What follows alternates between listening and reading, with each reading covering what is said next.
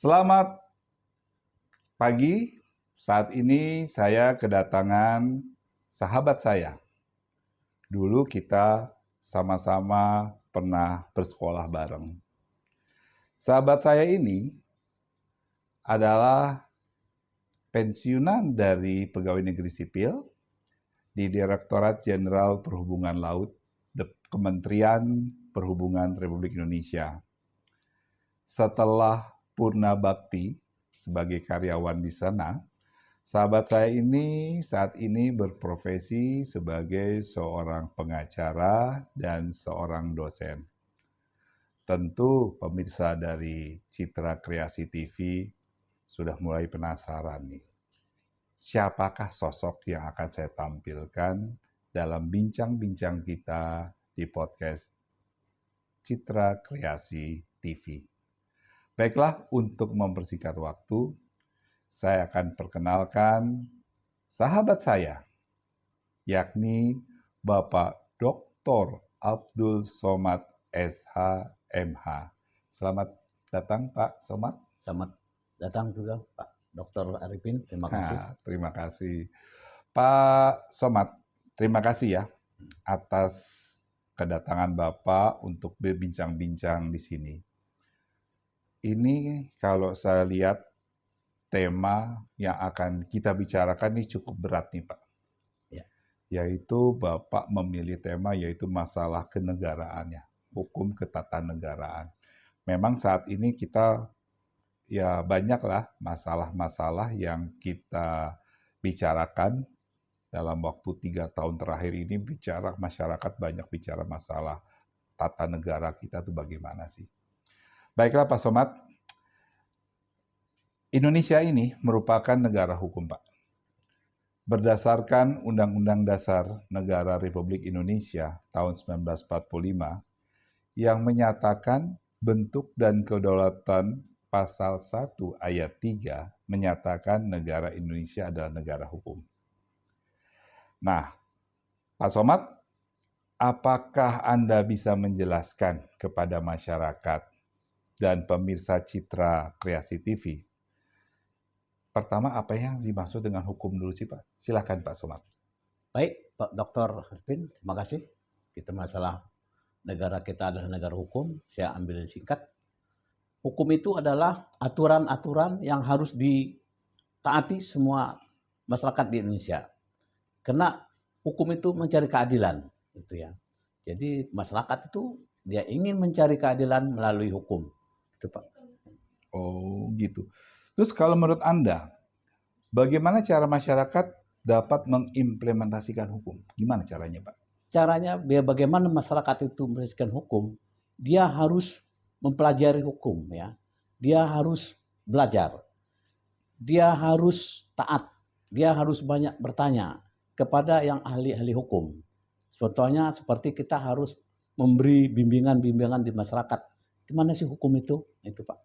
Oh, jadi itu adalah wujud dari hukum itu sendiri artinya ya, yang Bapak jelasin tadi ya. Ini sangat menarik nih Pak. Ini kita agak mengulik lebih hangat lagi Pak ya. Mudah-mudahan ini dapat menambah wawasan daripada para pemirsa Citra Kreasi TV. Nah Pak, dalam undang-undang yang dibuat oleh lembaga negara ya, oleh negara beserta pemerintah, dalam hal ini DPR bersama pemerintah, ya kan? Dengan cara bagaimana agar tujuan untuk mengatur aturan-aturan yang mengatur perilaku kehidupan untuk mencapai keadilan dan perdamaian. Dan ini menyangkut masalah kenyamanan dalam berdemokrasi. Silakan Pak. Baik, gimana untuk mencari keadilan, kedamaian di negara Indonesia ini ya. Terutama kita harus belajar ya. Harus belajar ya. Hukum itu kan sifatnya kan harus kita belajarin ya. Dengan melalui bimbingan-bimbingan, dengan melalui penyuluhan-penyuluhan ya masyarakat ya, pemerintah harus turun tangan ke masyarakat tentang hukum itu ya. Karena pada umumnya masyarakat kita masih belum mengenal hukum. Dengan cara bimbingan penyuluhan, insya Allah masyarakat akan memahami hukum itu Pak. Terus sekarang kita lihat Pak, ini kan banyak ya, orang sebetulnya udah mengerti sih, hukumnya udah ada sebetulnya ya. Tapi yang jadi pertanyaan nih, kenapa sih hukum itu sering dilanggar? Ini pasti ada sesuatu nih yang kira-kira yang kita lihat nih. Sebenarnya kan kalau kita lihat ya, sejak begitu undang-undang atau hukum itu diterapkan dan disosialisasikan kepada masyarakat, pasti masyarakat udah tahu. Tapi kan kalau kita lihat kan pelanggaran-pelanggaran terhadap hukum, misalnya ya kita lihat untuk hukum pidana ya, korupsi dan sebagainya, itu makin meningkat. Nah ini ada sesuatu kan, kenapa sih hukum itu dilanggar? Silakan Pak. Baik, kenapa hukum itu selalu dilanggar? Karena dia belum mengerti, memahami hukum itu ya. Karena kita itu ya sebenarnya kita kan harus jujur Pak ya. Harus jujur. Kalau kita jujur insya Allah dia akan memahami artinya hukum itu. Ya. Karena kalau kita jujur otomatis akan menghasilkan pintar. Ya. Contohnya ya, kalau dia jujur akan melakukan pelanggaran, dia akan pikir, oh ini bertentangan. Ya, situ. Tapi kalau dia pintar, belum tentu dia jujur. Dia tetap melakukan karena dia belum mengerti. Jadi ilmu itu, hukum itu, pada umumnya ilmu itu kita harus mengerti, memahami apa itu sebenarnya hukum. Kalau kita hukum kita mengerti, memahami, insya Allah tidak akan melakukan pelanggaran-pelanggaran. Nah ini sangat menarik lagi Pak. Ya. Sekarang kita melalui penekanan yang lebih dalam lagi Pak ya. Ini bagaimana sih cara yang paling efektif ya untuk bisa masyarakat memahami hukum? Baik, gimana masyarakat memahami hukum itu ya harus belajar. Belajar ya. Kita harus belajar ya. Karena SDM kita ini Indonesia ini masih banyak kekurangan ya. Harus belajar. Kuncinya sukses itu harus belajar ya. Bertanya ya situ kan. Jadi kita tidak boleh asal melakukan semaunya ya. Itulah hukum itu kita harus mengerti. Karena aturan, hukum itu kan aturan. Harus kita taatin. Apabila kita melanggar ya kena sanksi. Nah ini ada pertanyaan sedikit bandel nih Pak ya. Ini kan sekarang artinya gini. Hukum sudah banyak kalau di Indonesia kan aturan hukum udah banyak sekali Pak. Ya kan? Tapi kan dari aturan-aturan itu kan ada celah-celah yang bisa orang melanggar hukum itu Pak. Ya kan? Sebetulnya hukum udah strict nih Pak. Udah saklek, udah pokoknya udah ketat. Nah, ini ada orang yang bisa melanggar karena ada celah-celah. Nah, kalau menurut pendapat Bapak gimana? Oke. Kenapa orang masih melanggar hukum itu ya? Karena hukum itu kan ya kita kembali ke pribadi kita masing-masing. Kalau dia jujur, pintar, dia tidak akan melakukan karena dia tahu itu adalah melanggar ya. Tapi kalau dia pintar, belum tentu jujur. Dia bisa melakukan. Tapi kalau jujur, insya Allah tidak akan melakukan. Kuncinya jujur, pintar. Jadi yang penting itu jujur dan pintarnya ini ya. Iya. Tapi ada juga jujur dan bodoh itu gimana Pak? Ada juga bodoh, tapi dia jujur. Nah, ini pendapat gimana Pak? Kalau dia bodoh, berarti dia belum belajar. Gitu. Ya. Karena ilmu itu kan kita harus banyak belajar. Ya. Belajarnya belum tentu dia memahami, apalagi tidak belajar. Bisa jadi dia pura-pura bodoh, tapi dia pintar. Di situ, Pak. Itu yang banyak kejadian itu. Pura-pura bodoh tapi dia pintar ya. Itu. Karena penyimpangan itu dilakukan oleh model-model kayak gitu Pak ya. Iya, karena iman tadi kembali kejujuran. Kalau dijujur tidak akan melakukan. Itu rumus. Oh gitu. Iya. Bagus. Nih satu lagi Pak. Iya. Ini pertanyaan masyarakat nih banyak Pak ke saya ya. Jadi saya sedikit mengambil dari pertanyaan-pertanyaan pada masyarakat. Bagaimana Bapak bisa menjelaskan pada masyarakat nih, khususnya para permisa Cipta Kreasi TV, tentang pentingnya penegakan hukum di Indonesia. Nah, ini kita dimulainya dari mana dulu nih Pak? Ya, silakan menurut Bapak. Baik, bagaimana biar masyarakat itu mengerti hukum? Ya kita harus mengadakan penyuluhan-penyuluhan di masyarakat, terutama pemerintah ya.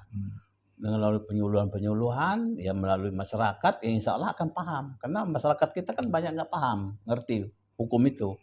Nah dengan ada penyuluhan ini rutin, continue. Nah untuk menuju continue itu kita harus perlu latihan-latihan di masyarakat. Semua instansi pemerintah turun tangan. Tapi kan banyak Pak sekarang penyuluhan di mana-mana. Penyuluhannya jalan terus, tapi pelanggaran hukumnya juga jalan terus nih. Ya, nah ini artinya apakah pasti ada sesuatu yang salah di sini nih? Kalau menurut Bapak yang salahnya di mana? Karena gini, penyuluhan kalau kita perhatikan kan ini jalan terus nih. Tapi pelanggaran juga jalan terus, Pak. Nah ini pasti ada sesuatu. Ya bisa dijelaskan nggak menurut Pak Somad? Ya, karena pelanggaran tadi kan kembali ke pribadi seorang, Pak. Ya, kalau dia mengerti, paham, ilmu itu kan kuncinya mengerti, paham.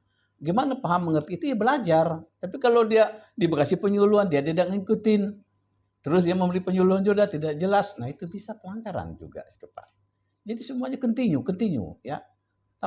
Tanpa pamrih ya harus terus ya. Kita harus belajar benar-benar. Kalau dia belajar benar-benar belajar, insya Allah akan menghasilkan. Tapi kalau dia tidak belajar, ya gimana mendapat ilmu? Tidak belajar. Itu mesti harus belajar terus. Artinya kalau bisa saya ambil kesimpulan, hukum itu pertama harus tegas ya Pak ya? Iya, harus tegas, ya, jelas. Tegas untuk ke semua orang ya? Semua orang. Dan equal treatment ya artinya ya? Semua sama di muka hukum. Iya. Ya kan? Terus yang kedua, kalau menurut saya ya, nih hukum itu harus amanah. Iya. Setuju nggak Pak? Iya, harus amanah memang. Iya kan? Terus yang ketiga harus berwibawa hukum itu. Iya, harus berwibawa. Bagaimana kalau misalnya hukum, saya nggak bisa ngebayangin kalau nggak ada wibawanya hukum. Yang saat ini aja hukum berwibawa banyak melanggar, apalagi yang tidak ada wibawanya hukum. Terus, nah ini Pak, sekarang bagaimana sih Pak orang menghargai hukum? Padahal sudah ada tuh undang-undangnya, peraturan, tapi ya itu masih banyak pelanggaran. Menurut Bapak gimana? Ya, karena pelanggaran itu kan hukum itu kan mereka tadi kita Bapak bilang tadi harus tegas, jelas. Jangan A lari ke B. Hukum itu harus tegas, jelas, wibawa. Insya Allah. Waduh. Ya. Ini menarik nih Pak, sangat menarik ya perbincangan kita nih ya. Biarpun singkat, padat, jelas nih. Pak, sebetulnya saya masih ingin ngobrol banyak nih dengan Pak Dr. Somad. Karena kalau kita bicara masalah hukum ketatanegaraan ini, boleh dikatakan dalam satu dekade ini kan selalu aja diributkan kan. Ya. Intinya sih kalau orang nggak puas, ada aja mencari-cari kesalahan, mengulik-ngulik kesalahan orang. Nah, kalau menurut pendapat Bapak nih, kita sekarang sudah ada di session ujung-ujung acara nih. Kalau menurut pendapat Bapak, kaitannya hukum dengan politik ini bagaimana nih Pak? Bisa nggak nih? Kalau dengan kita mengedepankan hukum, artinya politik itu harus mengikuti aturan hukum. Tapi selama ini kan kalau kita bicara hukum politik ya, terutama politik malah bisa menginjak-injak hukum. Nah, kalau menurut pendapat Bapak selaku yang ahli dan konsen di bidang hukum tata negara, bagaimana Pak? Baik, politik dan hukum. Ya kita harus taat kepada hukum. Kalau kita semua taat kepada hukum, politik akan ngikut. Tapi kan kenyataannya sekarang enggak. Pak. Kembali ke orangnya, pribadi. Iya, sekarang kalau untuk kepentingan satu golongan atau kepentingan seseorang, dia kan bisa membuat hukum. Nah. Begitu dia berkuasa, dia membuat hukum untuk kepentingannya dia. Nah itulah makanya tadi kembali ke pribadi seseorang tadi kan. Hukum itu kan mencari keadilan, cari ketegasan, gitu kan. Tidak bisa istilah hukum itu dibuat sendiri, harus ikut semua transaksi kan.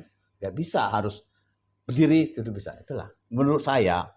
Diutamakan hukum. Karena hukum kalau berdiri tegak lurus, semuanya akan mengikut. Karena itu aturan, bicara aturan, undang-undang hukum. Baik hukum agama, baik hukum pemerintah. Kalau kita melanggar, kena sanksi. Itu. Oh baiklah Pak Dr. Somad. Ini sangat menarik sekali. Tapi karena kita sudah di ujung acara ya Pak, dari perbincangan yang menarik ini. Bisa nggak Bapak menarik satu kesimpulan mengenai perbincangan kita yang hangat mengenai negara Indonesia berdasarkan negara hukum. Kira-kira benang merahnya apa yang Bapak bisa tarik dari pembicaraan kita di kesempatan ini, Pak? Baik, Pak Dr. Ipin, saya ambil kesimpulan ya. Negara Indonesia adalah negara hukum. Ya. Jadi bagaimana hukum bisa mendorong kreativitas secara kontinu. Ya. Karena untuk menuju Indonesia Emas 2045, hukum itu harus ada. Hukum mendorong. Pak. Jadi itulah harus gitu ya. Untuk menuju Indonesia Emas 2045, ya negara Indonesia harus juga. Itu Pak menurut saya. Oh baik sekali Pak. Artinya gini Pak, hukum kan merupakan satu ilmu ya Pak ya. Iya. Jadi kita sepakat ya. Ilmu itu memang harus dipelajari ya. Iya, harus pelajari. Dan dijalani dengan arti yang sesungguhnya Pak ya, dengan keikhlasannya. Sehingga dengan kita sudah menjalani ini, insya Allah kita bisa hidup dengan tenang ya. Iya. Berdasarkan aturan semua ya. Baiklah Pak Somad, terima kasih atas bincang-bincang kita. Biarpun kita cukup singkat bincang-bincangnya, tapi ini menambah wawasan ke masyarakat. Mudah-mudahan aja dapat menjadi satu edukasi kepada masyarakat semua. Amin. Sekali lagi terima kasih Pak atas kedatangannya Pak ya. Sukses buat Bapak dan keluarga Pak ya.